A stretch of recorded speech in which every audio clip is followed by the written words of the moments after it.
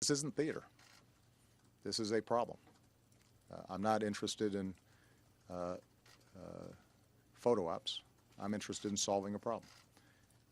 And those who say I should visit the border, when you ask them what should we be doing, they're giving us suggestions that are embodied in legislation that I've already sent to Congress. So it's not as if they're making suggestions that we're not listening to. In fact, the suggestions of those who work at the border, who visited the border, are incorporated in legislation that we're already prepared to sign the minute it hits my desk. There's a very simple question here, and that is Congress just needs to pass the supplemental. Two things we can take with certainty from the president's public agenda this week. His jokes and snappy retorts aimed at Republicans need a lot of work.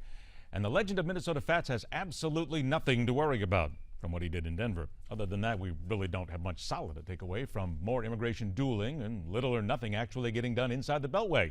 We have that and so much more to talk about as veteran political commentator Dick Morris joins MidPoint right here in the studio. Dick, it's a pleasure to see you. Good to be here. What is the man's end game is what people are trying to ask here, because with absolutely no action whatsoever, you can't tread water forever. Or, wait a minute, I could be foolish here. Maybe you can in politics. Well, you're asking the wrong question. It's not what is his end game, it's what is his goal. If you assume that his goal is popularity, he doesn't have one. His goal is to get these kids in the United States and let them stay here.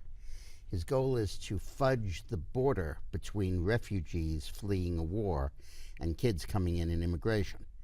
His goal is to make those who live here illegally look like citizens, act like citizens, have IDs like citizens, drive like citizens, and eventually vote like citizens. And his reason is that he wants to create a one-party country in the United States by taking 11 or 12 million Latinos, immigrants, gluing them to the Democratic Party, and in sending the message to Central America and Mexico, come on in, we'll never throw you out. Where did this idea, now wait a minute, this is going to go back history here, because we're talking about socialism, we're talking about a complete change of the American system as we know it right now. Where did this begin, if indeed this is what he's trying to do? Is this something Barack Obama has always thought about doing? Yeah, did it come from others around him? The day he promised to, quote, fundamentally transform America, 5 days before he took the oath of office the first time. Eileen and I, my wife and I, have a book coming out in September called Power Grab, Obama's Plan to Create a One-Party Country in the United States.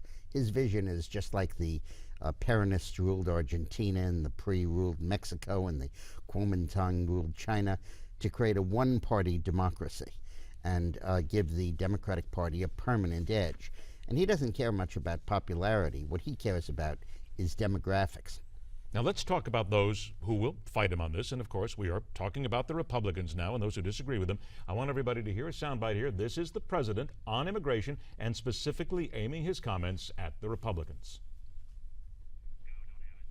Okay, we don't have that, but it should be, if we had it, it would say the House Republicans, they haven't even called the bill, they won't even take a vote on the bill, they don't have enough energy or organization, or I don't know what to just even vote no on the bill, and then they're mad at me for trying to do some things to make the immigration system work better so it doesn't make sense. Okay, Dick, we know who the people are who are fighting him then.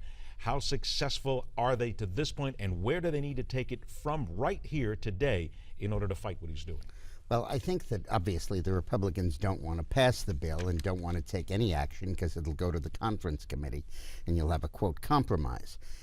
Obama is trying to ignore the fact that the immigration debate has fundamentally changed, because the question that hung over everybody's head, which was, would amnesty trigger additional migration? Democrats said no, we'll strengthen the border. Republicans said yeah. Republicans have been proven right, and the whole country sees that they're proven right.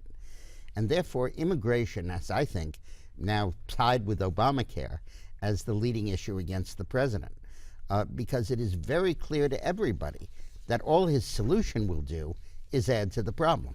Isn't it not also clear to people, if you look into this $3.7, $3.8 billion that he has requested, that the money that is in there, a lot of it is for relocation, and it is for a permanent stay for many of these people who are here? Let me give you just some simple math. Half of it is for housing. A quarter of it is for overtime pay and stuff like that. 45 million of it is for expanding efforts in immigration court. And he features 40 new immigration judges. If they're paid $100,000 each, that's $4 million. Where's the other 41? Defense counsel, lawyers to keep the kids in the United States. But there's another long-term game here. Working with the United Nations, Obama hopes to translate immigration into refugees. Refugees usually are fleeing a war zone.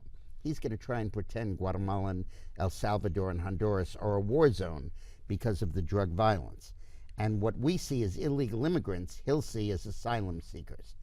And that puts it in the international courts, because the right of refugees is enshrined in the UN Charter. And international law will take that issue away from the United States and let it be decided by the UN if he can succeed in having these kids seen as refugees, not as illegal immigrants. That's his game. Does his video seen the other day in Denver playing pool with Colorado Governor John Hickenlooper, does that come up then as one of those seminal moments in a president's final years where really people can point to that in generations and say, this is what your president was really concerned about at a time of crisis? Well, he has a choice. Would you rather be seen playing pool in Denver or a 15-day vacation in Martha's Vineyard at a cost of $12 million to the taxpayer that he's planning to take? Pool's pretty cheap. That was beer, not champagne. And it was beer, not only that, but John Hickenlooper owns the bar, too. Right, so okay. it makes it even easier at this point. There was an interesting article that I caught recently talking about a year of action for Obama or a year of spin. And I think what's happened, and it's not just this one article, a 42-page document from the White House that said an update on what President Obama has done this year to ensure opportunity for all Americans. I don't know if you've had a chance to see all 42 pages of this, but it is rife with nothing more than spin. Well, but then again, what would we expect from a president anyway? But it also shows what this guy's paying attention to. Healthcare is falling apart. The border is totally open. 100,000 kids are flooding into the United States. And what does he do? He issues an executive order forbidding contractors from discriminating against transgender employees. Are we catching?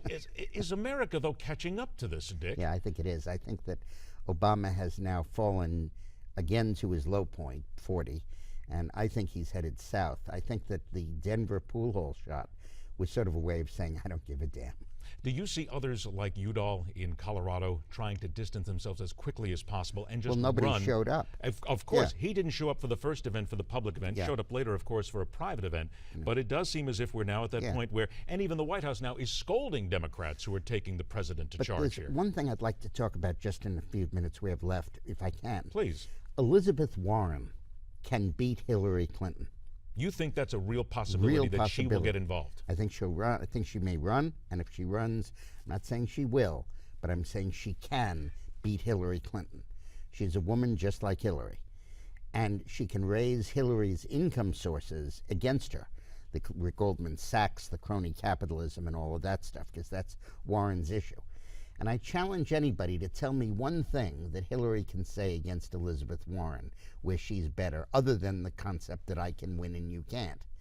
And the question of I can win and you can't can go away very quickly. And Hillary is making the same mistake she made in 2008. 2008, she forgot about the primary. She said, I have this nomination sewed up, and she ran for the general election. That's why she voted for the Iraq War, she voted for the Patriot Act, and the whole bit. Then Obama comes along, flanks her to the left, and she's taken by surprise. That's just what's happening now. She's saying, I was tough on Syria. I believe these children ought to be sent home. Obama's spending too much time with beautiful vision, not enough with practical work in the Congress. She's assuming she has this nomination. And Elizabeth Warren, fueled with Obama's money and Obama's organization, which Ed Klein in his great new book says may be happening, I think that she could beat Hillary. I think history could repeat itself. Finally, I do want to ask you about what's happening in Israel right now, about the minute and a half that we have left. Where should America be standing at this point? Because there are people worried, and even people who want America to get involved and try and stop what's going on there. Well, let's remember that the Gaza Strip was originally Israel's after the '67 war, and Sharon gave it back to the Palestinians, who no sooner got it than they put up rocket launchers and used it as a base to attack Israel. Ultimately, I believe Netanyahu should not be reined in by a ceasefire. I think he should go into Gaza and clean the place up and I'm not even sure it should not remain under Israeli occupation. The Arabs and the Palestinians have used Gaza as nothing more than a launching pad for rocket strikes, invasions, terrorists, and suicide bombers. And they're using U.S. money and UN money to do it.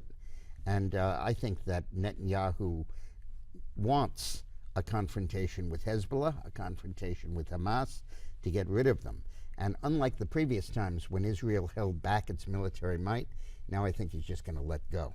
15 seconds. Do you think that America will do something under the table to help Israel? Anything more than what they've been doing? No, I think we'll do things under the table to hurt Israel.